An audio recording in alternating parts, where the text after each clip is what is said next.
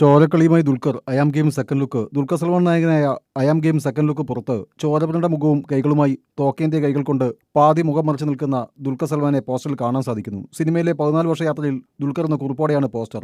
RDX എന്ന block ബസ്റ്ററിന് ശേഷം നവാസ് ഹിദായത്ത് സംവിധാനം ചെയ്യുന്ന ചിത്രമാണ് അയാം ഗെയിം. ദുൽഖർ സൽമാന്റെ 40ാമത്തെ ചിത്രമായി ബിഗ് ബഡ്ജറ്റിൽ ആക്ഷൻ ത്രില്ലറാണ്. ആന്റണി വർഗീസ്, തമിഴ്നാടിനും സംവിധായകനായ മിഷ്കിൻ, കയാദുലോകർ, കദിർ, പാർത്ഥ തിവാരി, സംയുക്ത വിശ്വനാഥൻ എന്നിവരും നിർണായക വേഷത്തിലെത്തുന്നു. വേഫെയർ ഫിലിംസിന്റെ ബാനറിൽ ദുൽഖർ സൽമാൻ, ജോൺ വർഗീസ് എന്നിവർ ചേർന്നാണ് നിർമ്മാണം. സജീർ ബാബ, ഇസ്മയിൽ അബൂബക്കർ, ബിലാൽ മൊയ്തു എന്നിവർ ചേർന്ന് തിരക്കഥയൊരുക്കുന്നു. സംഭാഷണം എഴുതുന്നത് ആദർശ് സുകുമാരനും ഷഹബാസ് റഷീദുമാണ്. ഛായാഗ്രഹണം ജിംഷി ഖാലിദ്, സംഗീതം ജക്സ് ബിജോയ്, എഡിറ്റിംഗ് ചമൻ ചാക്കോ, ആക്ഷൻ അൻബർവോ. ഓണത്തിന് പാൻ ഇന്ത്യൻ റിലീസായി പ്രദർശനത്തിനെത്തും.